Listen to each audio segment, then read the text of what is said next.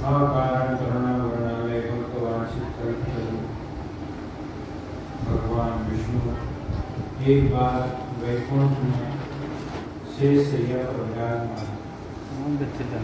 ब्रह्मा जी के 4 पुत्र थे, सनक, सनंदन, सनातन और सनक कुमार। ये चारों ऋषि थे। चारों ऋषि ने निर्णय किया कि आज हम वैकुंठ जाकर भगवान के दर्शन करें। भगवान के 2 पार्षद हुए, जय और विजय। जब चारों ऋषि वैकुंठ के द्वार पर पहुंचे तो जय और विजय ने चारों ऋषि को रोक लिया और कहा आप अंदर नहीं जा सकते। पार्षदों को ये नहीं बताया गया था कि किसको अंदर आने देना है और किसको नहीं।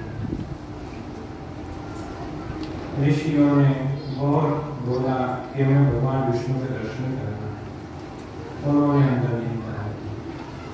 अंततः ऋषियों ने जय और विजय को श्राप दिया कि तुम 3 जन्म तक राक्षस की योनि को प्राप्त हो। जब भगवान विष्णु को यह मालूम हुआ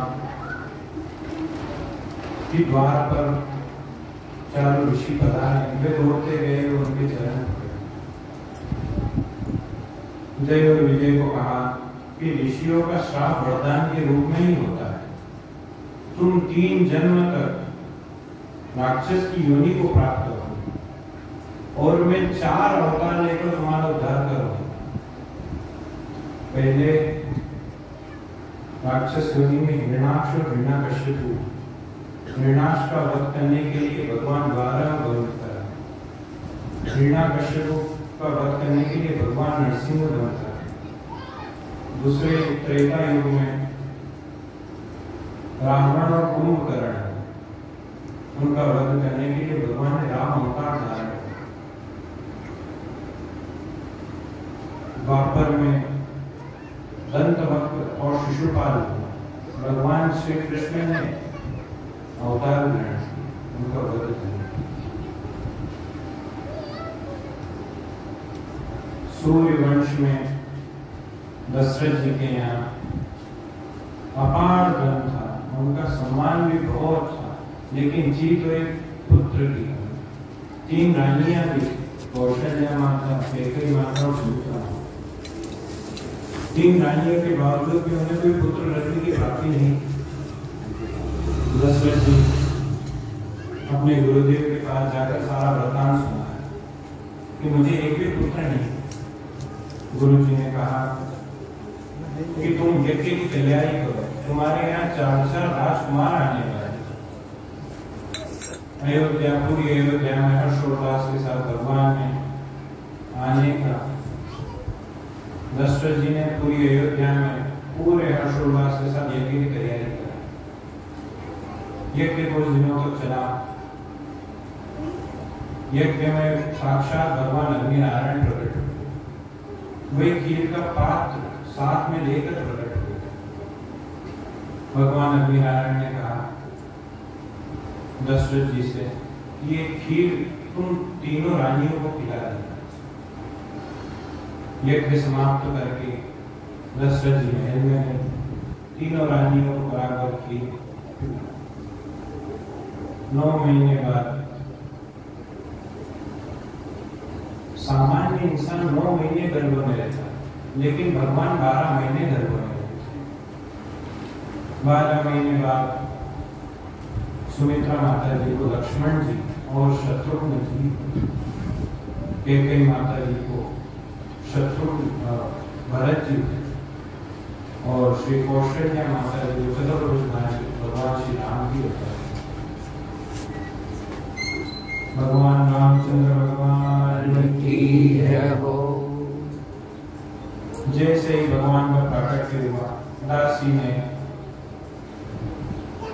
कमरे का द्वार खोला, खूब जोर से भगवान बोल गए। दासी दौड़ती दौड़ती दशरथ जी के पास गई और कहा कि आपके यहाँ 4 राजकुमार आए। दशरथ जी के पास जो भी दान करने योग्य वस्तुएं थी, वे चलते चलते दान करते थे। सारी अयोध्या में ये खबर फैल गई पूरी साज सज्जा के साथ भगवान का स्वागत, दीप प्रज्वलित किया, सभी ओर साज सज्जा हो रही। ये सज गई रे वो आज अयोध्या नगरी, सज गई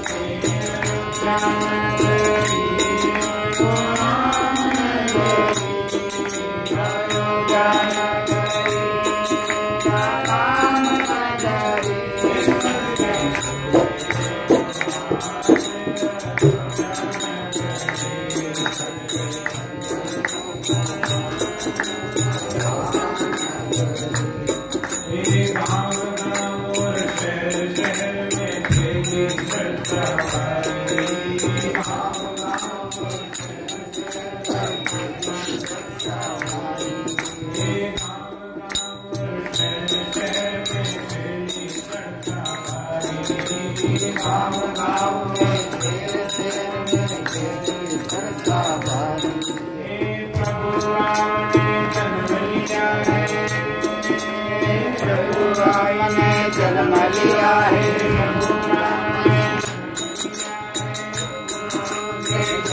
लिया है,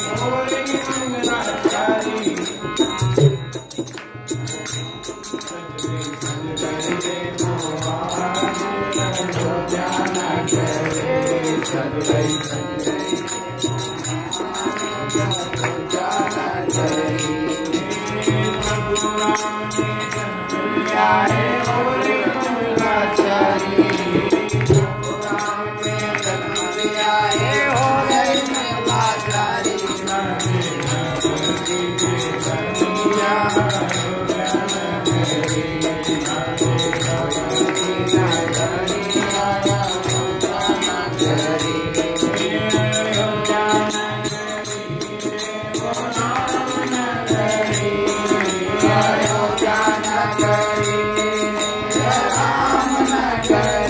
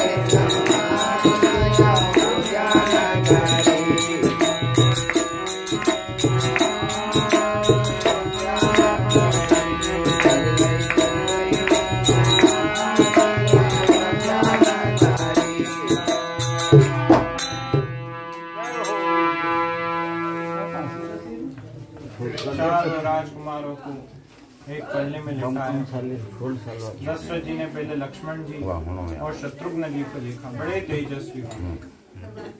भरत जी को देखा, वो भी तेजस्वी।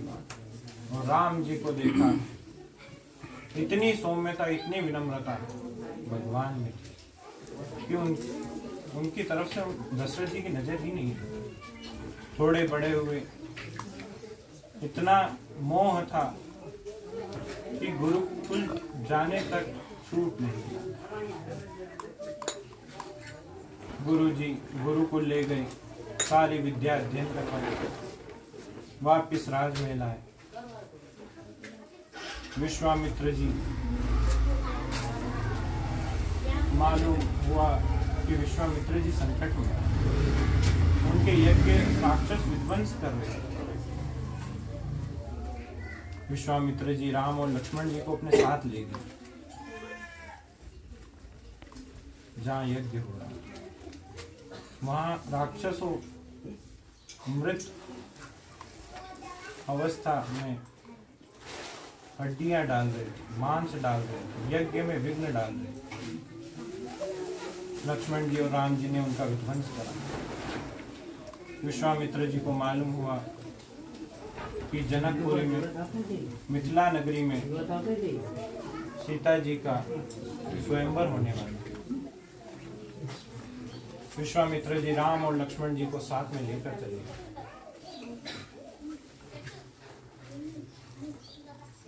जनकपुरी में खूब साज सज्जा हुई। श्री शिव जी का धनुष पे प्रत्यंचा जो चढ़ाएगा वो सीता जी का वरण करेगा, ये शर्त रखी गई। और ये जनक जी का संकल्प भी था कि जो शिव धनुष पर प्रत्यंचा चढ़ाएगा वो सीता जी का वरण करेगा। सारे राजाएं, महाराजा, सारे चक्रवर्ती सम्राट भी वहां आए थे। कोई धनुष को हिला तक नहीं पाया। जनक जी बड़े उदास हुए, कहा कि इस सभा में कोई भी ऐसा वीर पुरुष नहीं है जो इस शिव धनुष को प्रत्यंचा चढ़ा सके। लक्ष्मण जी को क्रोध आया और उठ खड़े होकर बोलने लगे कि हमारे भैया अभी बचे। राम जी खड़े हुए, गुरु जी का आशीर्वाद लिया, गुरु जी की आज्ञा पाकर सामने गए। शिव जी का धनुष था, शिव जी की प्रार्थना करी। जितनी देर में बिजली चमकती है उतनी देर में उठाया, धनुष को प्रत्यंचा चढ़ाए और तोड़ दिया। रामचंद्र भगवान की जय। इतनी देर में ही सीता जी का वरण कर।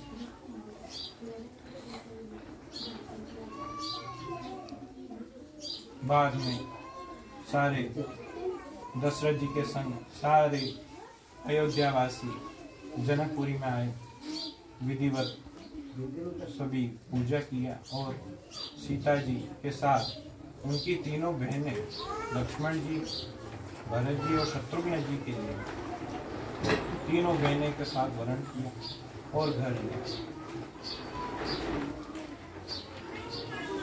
भगवान घर आते ही राज्याभिषेक की बात होने लगी।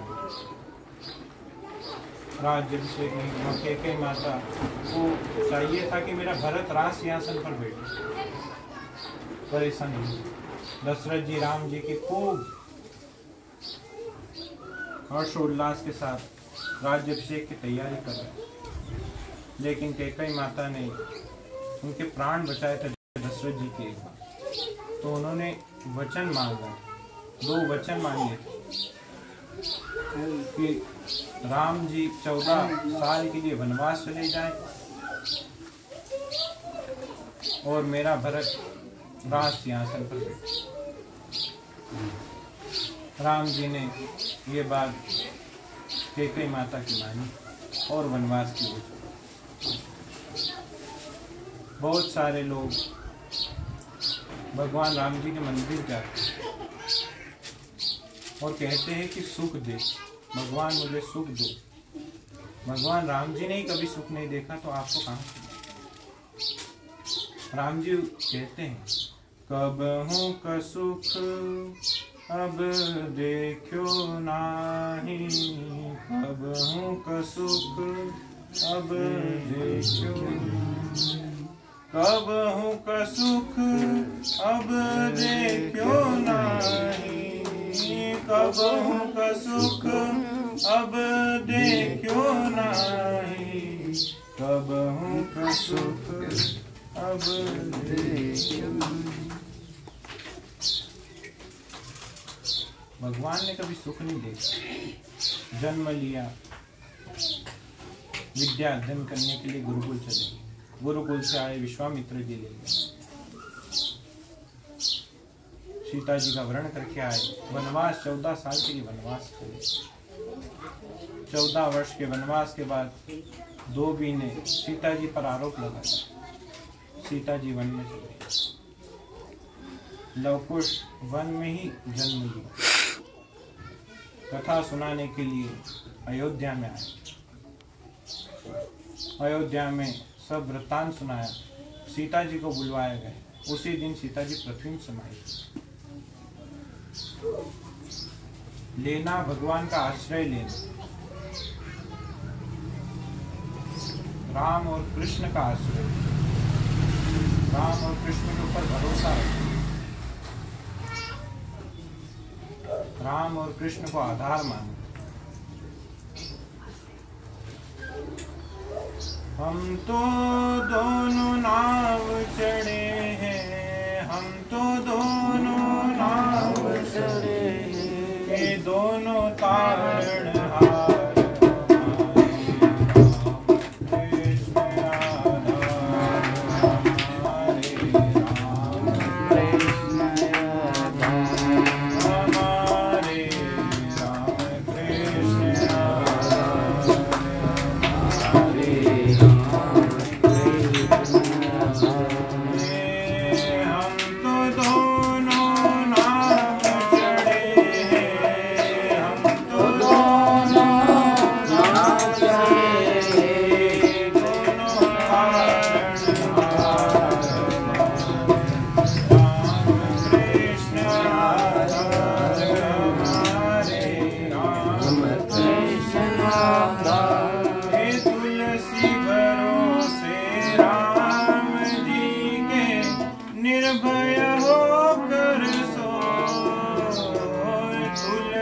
भरोसे राम जी के निर्भय होकर सोए। कृष्ण निभावे प्रीत जगत की, कृष्ण निभावे प्रीत जगत की, सबका वो भरतार हमारे राम कृष्ण